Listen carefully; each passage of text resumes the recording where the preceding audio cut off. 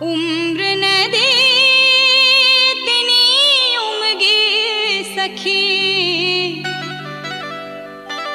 जो बन के धन जात बहा है।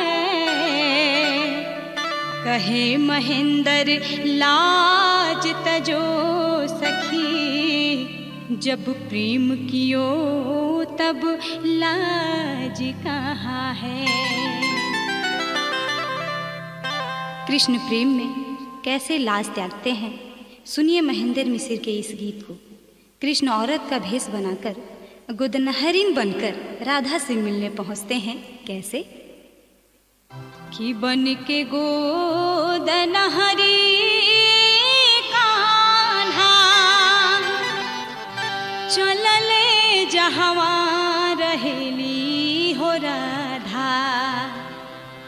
अगौआ में घूम के कहे, हाय नंद के ललनवा,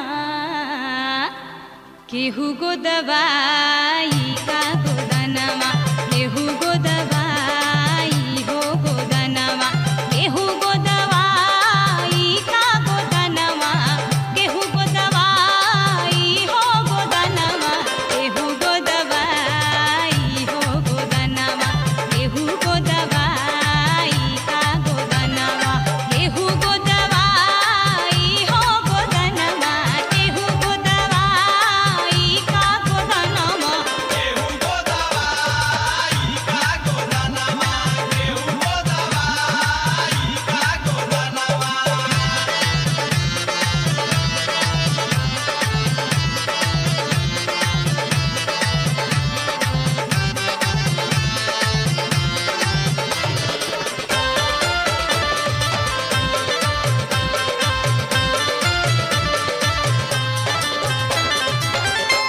राधा जी सुन के बोली, अपनी के बड़िया खोली।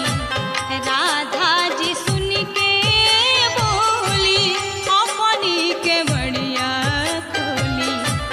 आव गोदनहरी आवा, आव गोदनहरी आवा,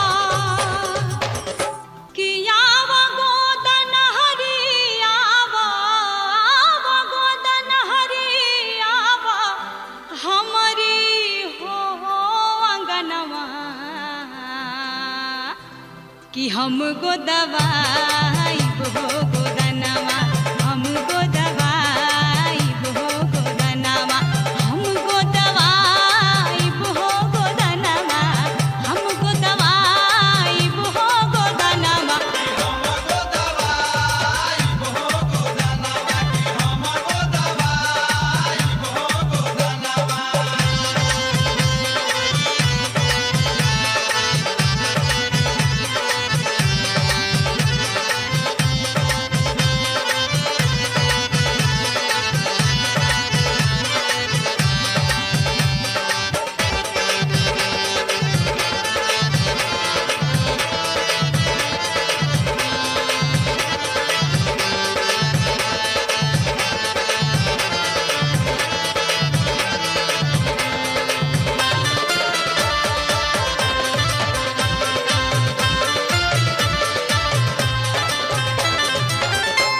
कान्हा जब धैले हाथ, राधिका ठोकेली माथ। जैसे ही कृष्ण राधिका का हाथ पकड़ते हैं, राधिका समझ जाती है कि ये तो छलिया है, खेला ही कुछ और है।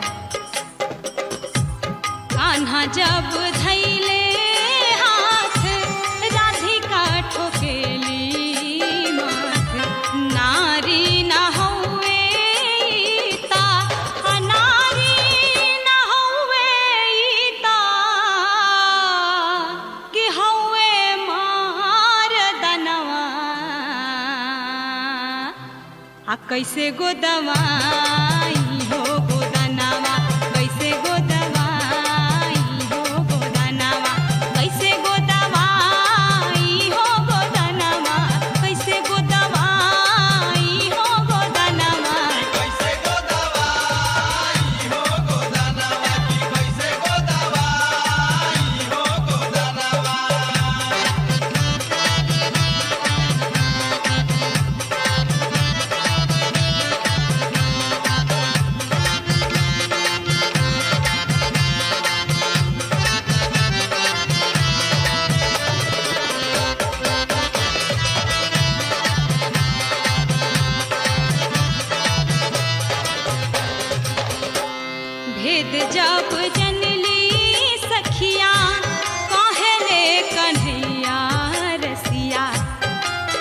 कृष्ण का भेद खुल जाता है तो सारा इल्जाम राधिका पर डाल देते हैं। भेद जब जन ली सखिया कहले कन्हैया रसिया, तोहरे कारण हम भैली, तोहरे कारण हम भैली, कि तोहरे कारण हम भैली, तोहरे कारण हम भैली। अमरद से जननवा कि तनी गो दवाला हो गोदनवा, तनी गो दवाला हो गोदनवा, तनी गो दवाला हो गोदनवा, तनी गो दवाला हो गोदनवा। तनी गो दवाला हो गोदनवा की तनी गो दवाला हो गोदनवा।